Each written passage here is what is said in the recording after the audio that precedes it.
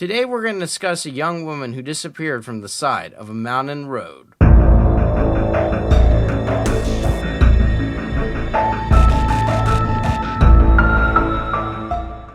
We're going to be discussing the case of Maura Murray. This is one of the most well-known unsolved disappearance cases. It's been declared as one of the first disappearance cases in the social media era. Some have said it's the first major one. So let's get started. Maura was born on May 4th in 1982. She was really involved in athletics during her youth. She was on the track team in high school, and she was an above-average runner. After high school, she attended the United States Military Academy at West Point. She studied chemical engineering there for 3 semesters. She had an older sister named Julie, who was also a student at West Point, who attended the school at the same time she did. She was about 2 years older than Maura was. Julie enjoyed West Point. She enjoyed the military lifestyle, but Maura didn't really like the military lifestyle. West Point is a very difficult school. There's a lot of physical training that goes into it. There's definitely probably not the level of parties or freedom you would get at a typical college, and it's mainly served as a school to train military officers to go into the military. If you don't want to go into the military, it's probably not a great school for you. When she was there, she got in trouble for shoplifting from a military base, and when you're a West Point student, you're under a strict honor code. At your typical university, they're not going to really care probably about stealing minor items. I've seen it reported that it was makeup. I'm not 100% sure it was makeup. It's not really significant, but it was a small item. Some people have theorized that Maura just put something in her pocket and forgot it, or she didn't realize what she was doing. But she was in theory charged with stealing something from a military base, and the honor code does not tolerate stealing, cheating, and it's possible she could have been expelled from school for just stealing a small item. We're talking probably under $20. So Maura was in a lot of trouble for this, what many would consider this small infraction, and she left West Point voluntarily. Some people believe that it was due to her facing punishment from the Honor Council. She did not really enjoy the military lifestyle and the military training that went on in the school, so she felt it was best for her to transfer to another school. She transferred to the University of Massachusetts Amherst to study nursing. 2 months before her disappearance, Maura was investigated for using stolen credit card information to order food from restaurants. The court agreed to dismiss the charges after 3 months of good behavior. From my understanding, receipts used to have credit cards visible on them, and it was a lot easier probably to steal credit card information. So some people believe that's how she was able to get access to these credit card numbers. But she was facing legal discipline for these actions. On February 5th of 2004, while working her on-campus security job, Maura had an emotional breakdown. Maura had told her coworker that she had just received a distressing call from her sister. It was revealed over a decade later that her sister was taken to a liquor store following her release from rehab. That is what triggered this outburst. Essentially, Maura broke down and she did not really talk to anyone, and she was just taken back to her dorm room. It's been reported that after she got that phone call from her sister, she didn't know what to do. She just looked frozen, and her supervisor at the time just told her, "You can go back to your dorm room. It's okay." It also had been reported she was starting to cry, which happened just a couple days before her disappearance. On Saturday, February 7th, Murray's father, Fred, arrived at Amherst to visit his daughter. He planned to go view cars with his daughter because she was in need of a car due to the nursing degree requirements of visiting various medical institutions, hospitals. Maura did have a car, but it was not in great shape. That night, Maura borrowed her father's car to go to a liquor store and then to a party. It should be noted at the time, Maura was 21 at the time. She could legally purchase alcohol. But many people felt this was odd behavior for Fred to let his daughter drive his car even though she was going to a party where drinking would be involved. She also took his car to the liquor store to buy alcohol for the party. And just in my opinion, many parents would not allow a 21-year-old to go buy liquor to take it to a party. It's odd behavior for a situation like this. That night, going into the morning of February 8th, Maura got into an accident with her father's car. Maura hit a guardrail during the accident, causing a significant amount of damage. It was around $10,000 in 2004. A police officer was called to the scene for the report, but there is no documentation of a field sobriety test. Some people believe that Maura was drinking. The accident occurred around 3:30 a.m. Around 5 a.m., Maura made it back to her father's hotel room. Later that morning, Fred dropped his daughter back off at the campus. He did find out the accident would be covered by his insurance, which eased his anxiety, obviously, about the accident. He rented his car and left that day to drive to Connecticut. She also emailed one of her professors saying that she had a death in the family and would not able to attend classes this week. It was reported that there was no death in the family and this was just a lie. She made several calls to various hotels, apartments looking to rent a place in the surrounding New England community. She talked to someone on the phone for 3 minutes, but the owner chose not to rent the unit to her. She did leave campus. During the investigation of her appearance, when she did leave campus, the police did search her dorm, and it appeared that there were many boxes in her dorm, and it looked like she was packing things up, and she was putting belongings in boxes. She drove to a liquor store and purchased around $40 of alcoholic beverages, and then went to an ATM to withdraw $280. It is believed she left Amherst, Massachusetts, between 4 and 5 p.m. that day and drove Interstate 91 northbound.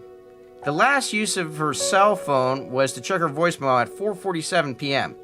Right after 7 p.m., a resident in Woodsville, New Hampshire, heard a loud noise outside of her house. She looked outside and saw a car against a snowbank. At 7:27, she reported the accident to the Grafton County Sheriff's Department. On the call to the police, the woman who witnessed the accident said she saw a man smoking a cigarette in a car. She later recounted this, and she said she saw a red light and she couldn't really make out who was in the car. Then minutes later, a school bus driver drove past the accident, and he is believed to have talked to Maura. The bus driver talked to Maura and offered to call the police, offered to help her out. Maura did not want this individual to call the police. She said that AAA was already on the way, and she was handling it. The bus driver said she looked cold and despondent. The bus driver did drive away because where the accident occurred, there was no cell phone access. So when he drove a little bit farther and he could get cell phone access, he did call the police. That call was received at 7:43. Let's take a look at the area where Maura crashed her car. There is another self-reported witness that states she saw a police car and Murray's car at 7:37, but she did not see anyone in either car. It appears she drove by slowly and she didn't see anything and she just drove off. This would contradict the police log, which states the police arrived 9 minutes later. The Haverhill police log indicates that an officer arrived at the scene at 7:46. The police officer walked up to the car that hit a tree from the driver's side and caused a large amount of damage. And the airbags were also deployed. Maura's credit card, cell phone, and backpack were never recovered, and she appeared to take it with her. In her car was some of the alcohol she purchased, as well as makeup, diamonds, and her favorite stuffed animal. It also appeared that some of the alcohol had spilled around the crash site. The car was locked as well. The police officer did not see any sign of Maura. There was another witness who believes he saw Maura walking on Route 112, which is about 4 to 5 miles east of where Maura's vehicle was discovered. This had happened between 8 and 8:30 that night, but the witness did not report this till 3 months later because he was confused with the dates and his work schedule, and he didn't realize that the night that Maura disappeared was also the same night he saw someone walking along the side of the road that he thought was Maura. The police officer, the initial responding officer, and the school bus driver drove around the area looking for Maura. By 8:49 p.m., the car had been towed to a local garage. Authorities would refer to Maura as simply missing at 12 p.m. the next day. In the weeks after her disappearance, Maura's father went on many searches for his daughter. On February 11th, a police dog tracked a scent of one of Maura's gloves 100 yards east of the crash site. This made it appear that Maura got into a car because the dogs just stopped and the scent was lost. There was various searches for Maura around the crash site in the weeks following her disappearance, but nothing major was found. In late 2004, a man gave Murray's father, Fred, a knife who belonged to his brother. This man believed that that knife was used to kill Maura. The man's brother had a criminal record and lived around 1 mile from the crash site. Some of the man's family claimed the knife was used as just a prop to try to get the reward money and had no connection. But the man did report his brother had been acting strange following Maura's disappearance. In 2006, a search was done by cadaver dogs near the original crash site. The dogs went bonkers at the closet of the house of the man that was implicated by his brother. A carpet sample was removed from the house, but the results of the DNA testing had never been released to the public. In 2019, that original property of the man who indicted his brother, that property was excavated in hopes of trying to find some kind of clue or Maura's body. Nothing of significance was found. And they've been wanting to do that for years, do the excavation, but they just never could do it because the original property owners just didn't consent to it. Another thing that has drawn interest in this case is the disappearance of Brianna Maitland, who disappeared from an abandoned car along the road in kind of similar circumstances. Only 5 weeks later from Maura's original disappearance did Brianna Maitland disappear. The location of Brianna's disappearance was approximately 90 miles from the disappearance of Murray's. No notable connection has ever been found. My theory of this case is that Maura, I don't have a single theory I'm behind. I don't think there's one that really is super clear here. I think Maura, I'd say 60% she was picked up by a stranger and then killed, sexually assaulted. I think that's probably the most likely case here. I think 40% is she ran away, she got lost. She could cover a far greater distance because she ran long track than an average person could go. And this is, I mean, instead of a mile, you're looking at possibly 20, 30, 40 miles. It was cold that night, and that means she could have suffered from hypothermia. But I also think it's something you got to look at in this case. But I would think that she was picked up by a random person and killed that way is probably the most likely version in this case. The thing that's really interesting with this case is there was a lot of erratic behavior of Maura. Before she disappeared, she had the emotional breakdown with her sister's alcohol problems. She was in legal trouble with her stolen credit cards. The boyfriend, I should also add, he was far away. He was in the military, and there's no reasonable connection that he could have done something here. Was she seeing someone else when her boyfriend wasn't there? She did all these internet searches and called all these places for people, places around New England, trying to rent a property. I mean, she's a college student. She doesn't probably have a lot of money. So she looked like she was going to escape. How much would the credit card theft affect her ability to get a nursing job?